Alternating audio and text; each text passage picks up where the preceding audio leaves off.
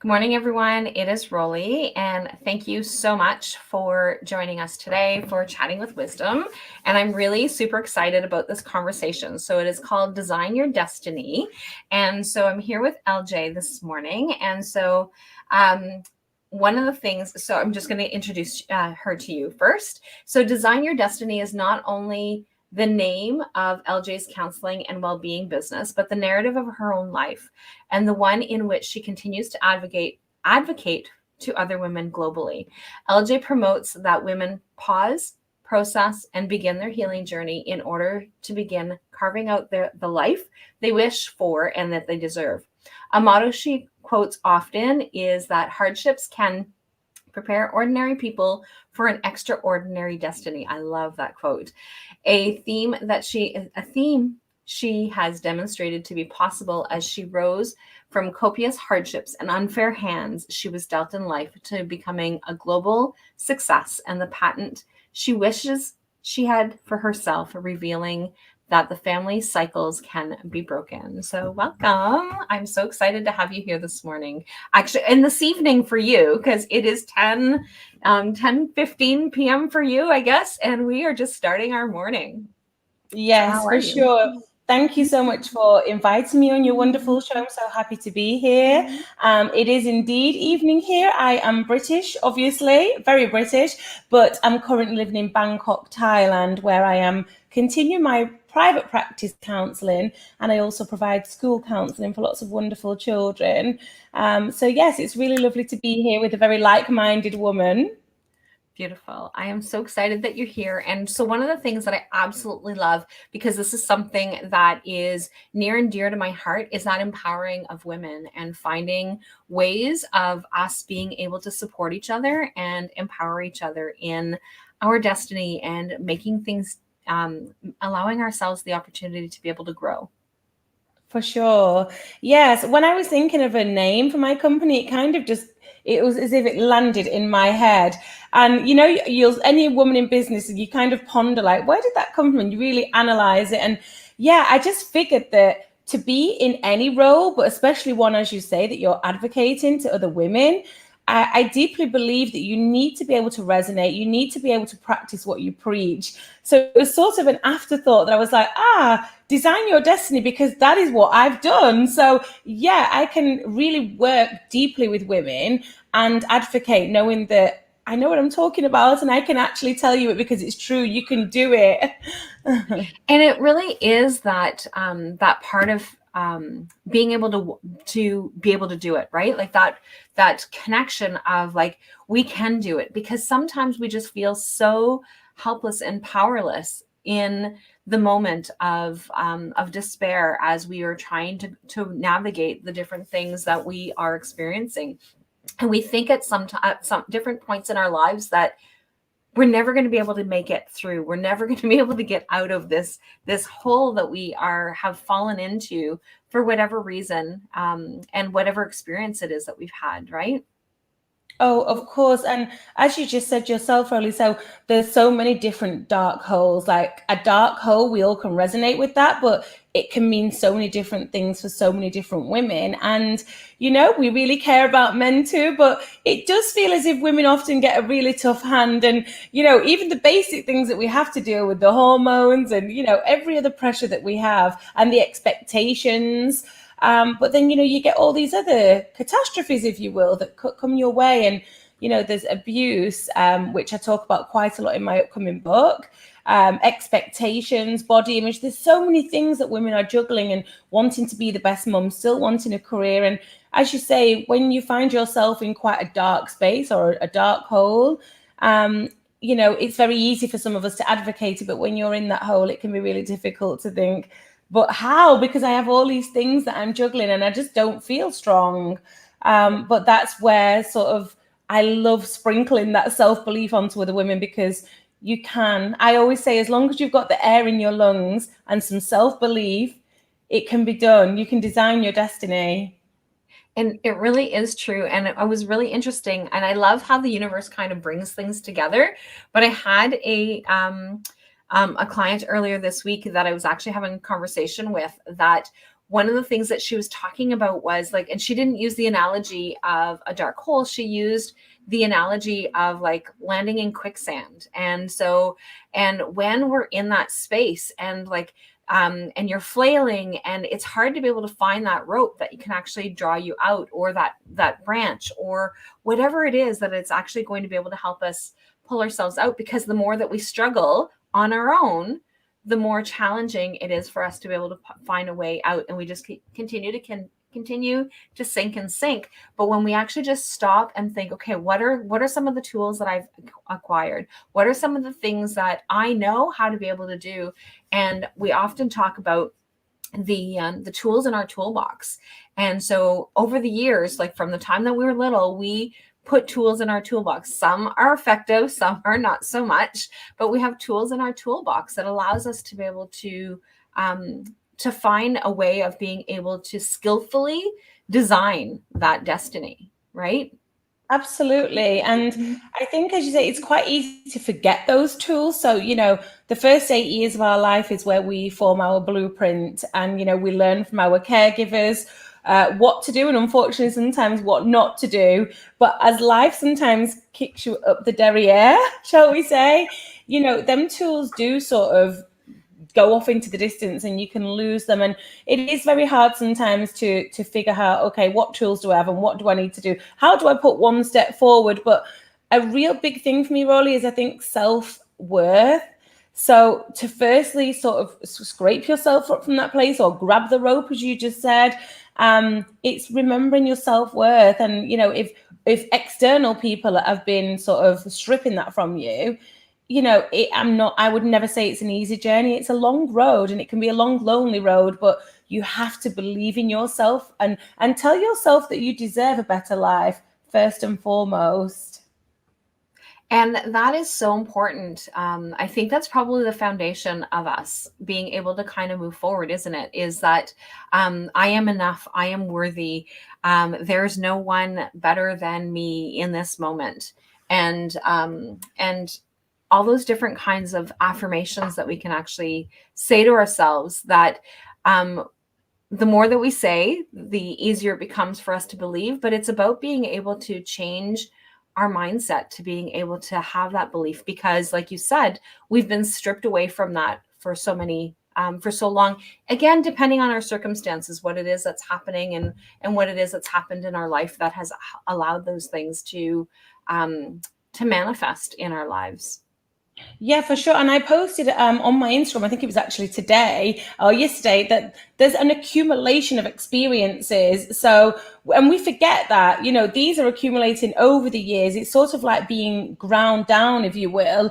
But the way I sort of have designed my own destiny, Rollie, is first and foremost, believing that I am worthy. And fundamentally, that comes from really believing and knowing that I'm a good person. I'm not hurting anyone. I absolutely immerse myself into being the best mother I can. And I think as long as you can tell yourself that you're living in a way that you're not purposely hurting anyone, you can give yourself that self-worth. You can tell yourself, I am worthy of a better life. And then in comes the more practical actions. So I have always, even in the darkest of time, even in the times when I had zero resources, really in dark places in terms of juggling motherhood with no support network, very little funds back then. I always set myself goals, and they can be the smallest of goals, but I'm quite old-fashioned to the fact that I like my paper diary. And at the start of each year, I would write just 3 or 5 goals down. There's a couple that I struggled with, which was, the full-on eating healthy all the time. But a lot of them, if I set it and I write it there and I tell myself I'm going to do it, it's there in black and white. And another thing that's always motivated me is do it for someone else as well. So if you don't feel as if you are enough, push yourself to them goals that are going to, equate to a better life. So I lost my father at 22. And I remember when I first embarked on my counselling journey, and it was as though it was this driving force that I wanted to make him proud. And I remember when I qualified, I went to night school, I juggled babysitters to make it happen, scraped the funds together, like there was no stopping me. And I remember getting my certificate and going to his resting place and saying, I did it. And it was the most incredible feeling. And then when I went on to do a psychology degree, I remember one of my old colleagues saying, and now this time, this is for you. So, you know, it might sound silly to some people, even if you do it for, I don't know, someone who you want to make proud, or whether it's your own children because, you know, you want a better life for them, finding that driving force. We've all got one within us. And we really do. And it's just really important for us to find those different ways. And I know that some people, especially people who've experienced trauma, who've been in domestic violence relationships, or have had poor childhoods, is that it's that sometimes that motivation is the watch and see. I can do it. Watch and see. Watch me. I'm going to, right? So like that again is another one of those driving forces that help us to be able to get to the other side at times, right? Yeah, and that's why the book that I'm writing, the title is Hustler to Healer. And, you know, the core message of that book, which you so kindly shared at the beginning, was, you know, that we can carve an extraordinary destiny from our hardships.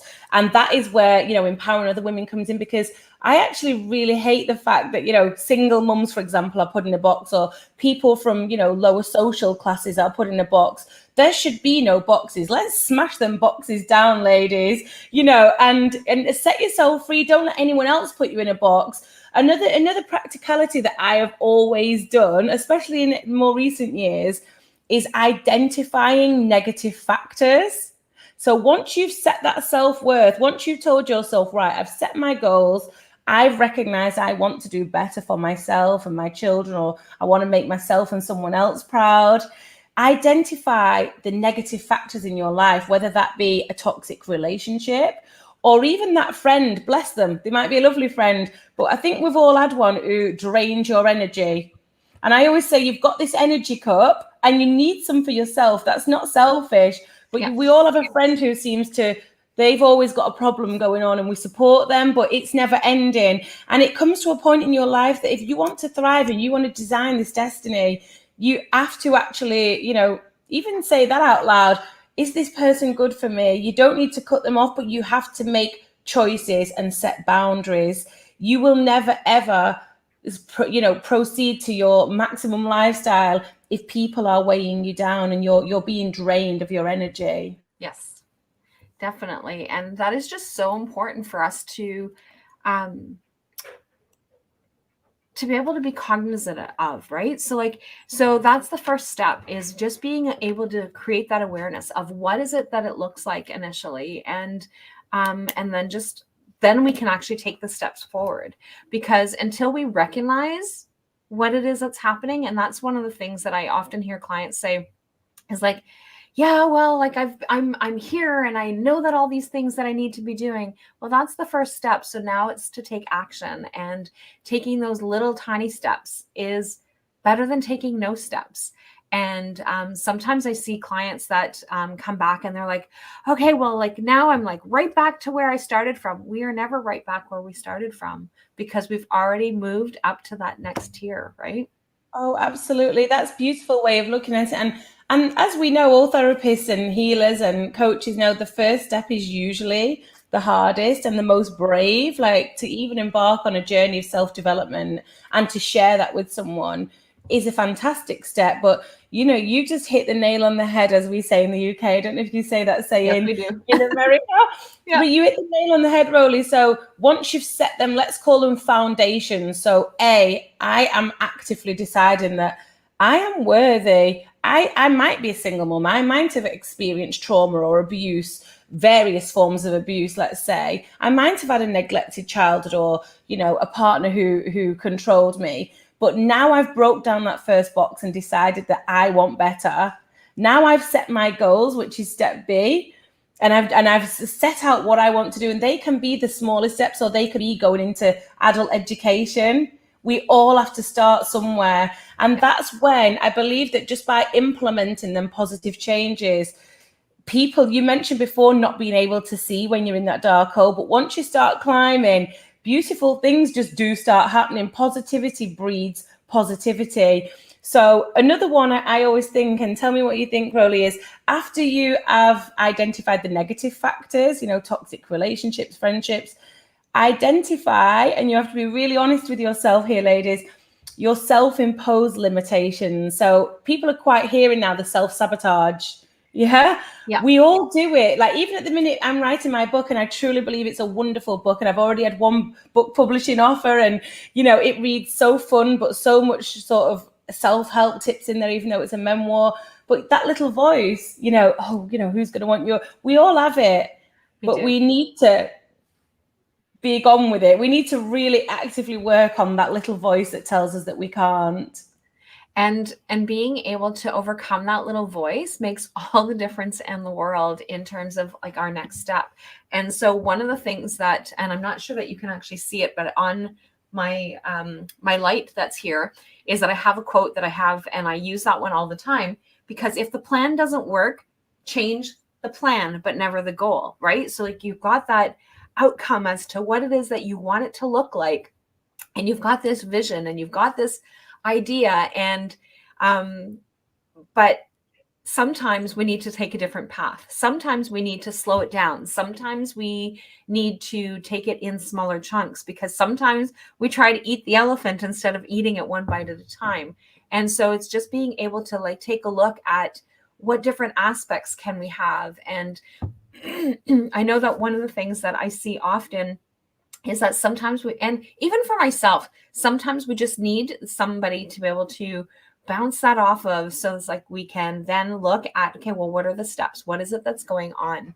So we have, so there's somebody again this week that I love how destiny just kind of brings whatever together. And so I have another client who has been trying to set boundaries and trying to figure out like how to be able to manage and navigate around setting boundaries.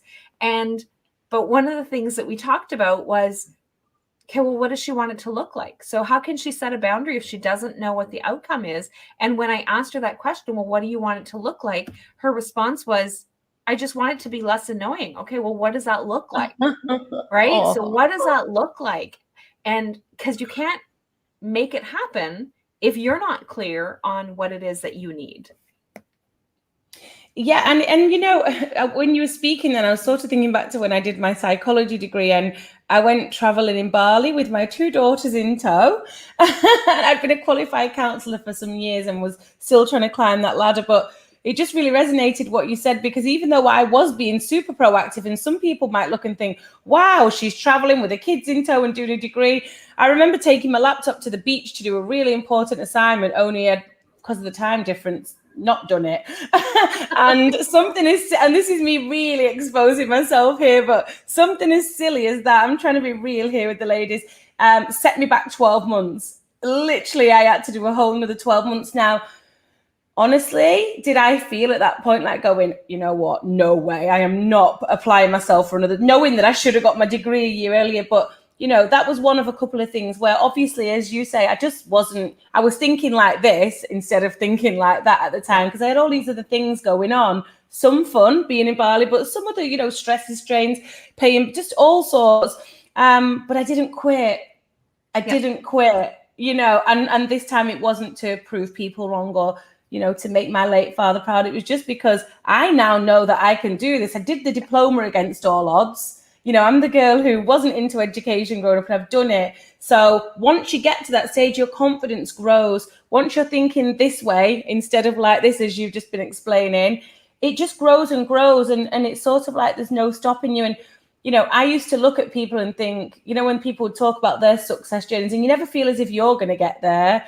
And I'm now sat in Bangkok, set myself a goal that I was going to live in Thailand.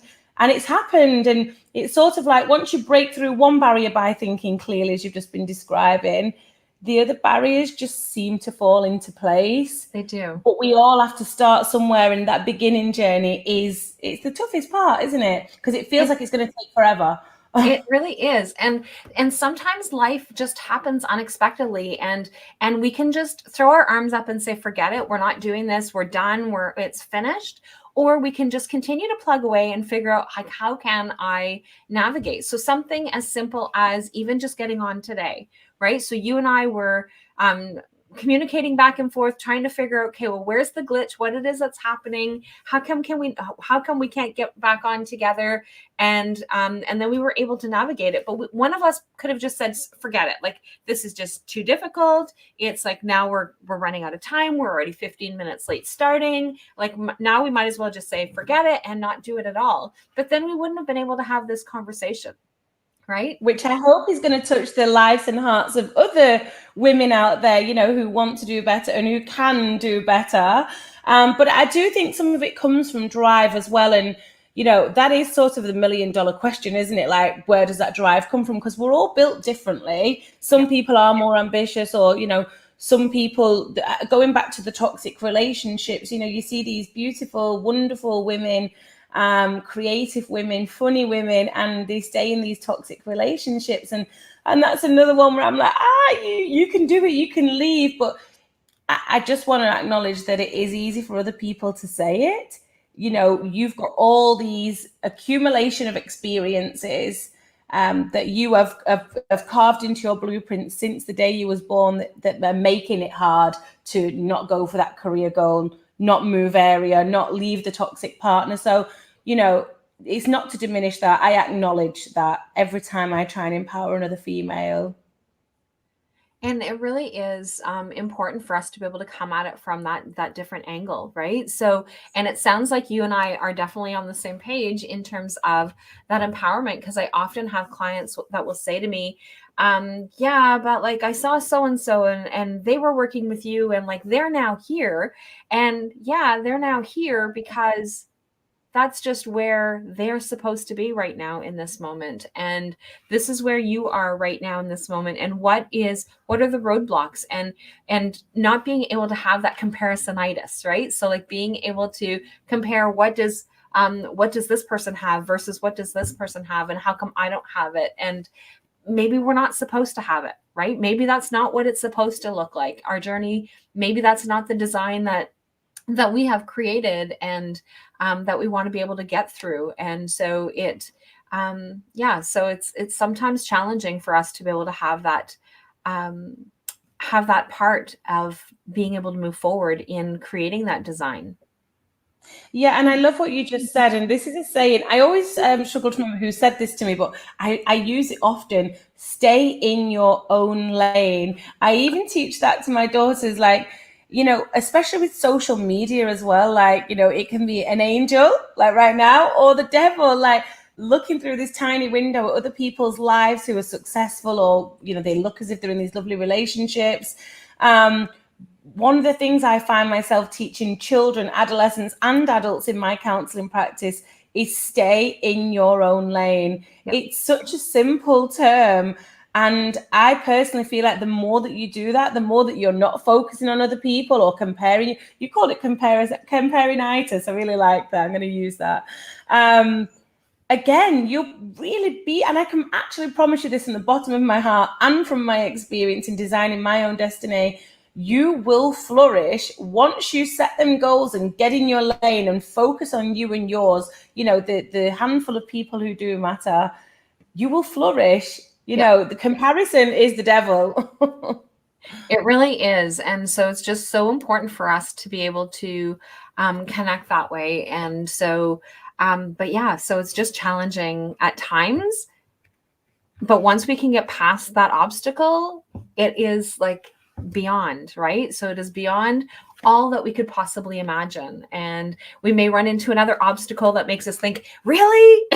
Like, but life's full of them. Life is definitely full of them. At the minute, like, I'm trying to do lots of collective work at the minute, like bringing women together, as I know you do, and even bringing children together, and just sort of acknowledging at the minute, like, I know before you referred to, I use quite a lot in my writing, pausing and processing, because I really believe that we all need to do that, not just at the beginning of our journey to design our destinies, but ongoing. You know, 2020, but I think especially 2021 has been, gosh, one time for everyone, hasn't it? Like, even people who's never had anxiety, never had a tough time, or people, successful people, everybody are having to sort of realign at the moment. So yeah, one thing I do quite often, and I think it's really good for mental health and well-being, is just pausing and just processing and going like, where am I right now, and what is going on? Because we're in such a crazy, uncertain time at the minute that, you might get people thinking, how can I do all this? How can I set goals and design my destiny when no one knows what's going on in the world? But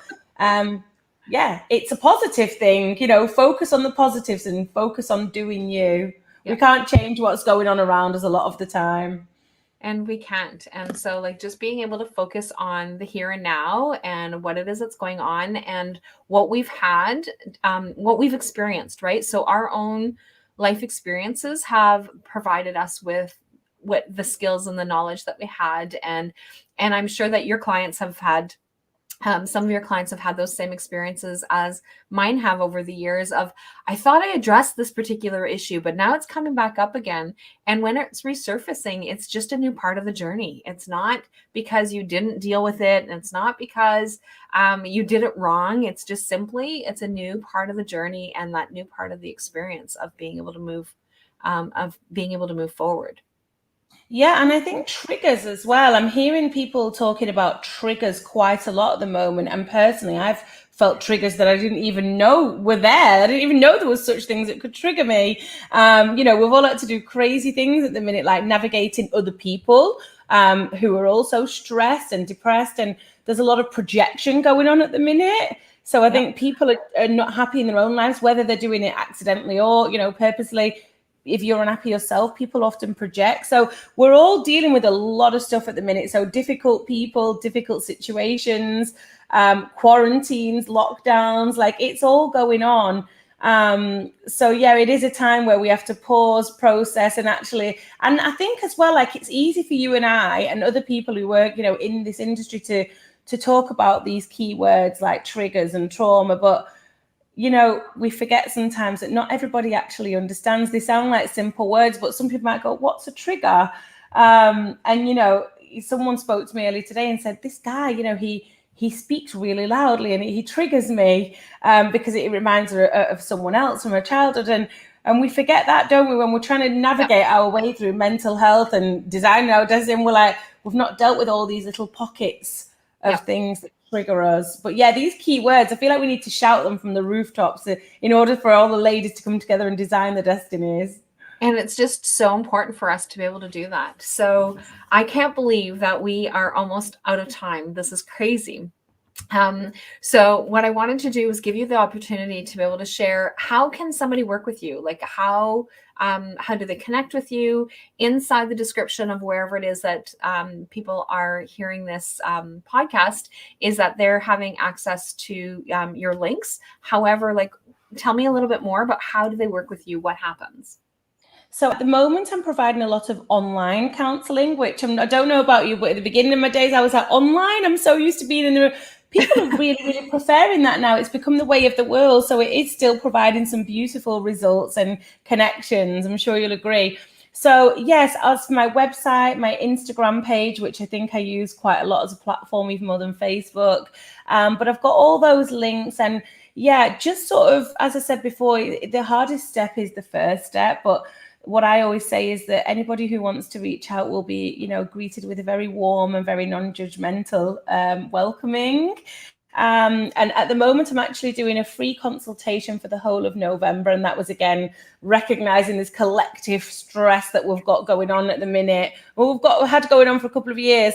So yes, checking in, having that initial consultation and just sharing what is weighing people down. And, for the ladies out there who are sort of like, I have got a bit of depression or a bit of low mood, but it's more about designing my destiny. We can sit and we can go through them steps and we can work on some real empowerment. And so in order for them to be able to get that, to be able to connect for an appointment for that consultation, is that on your website? Yes, there's a link and there's all different booking times and different slots and everything on there. But, if they felt the website was overwhelming, they can always drop me an email and I pick up those every day.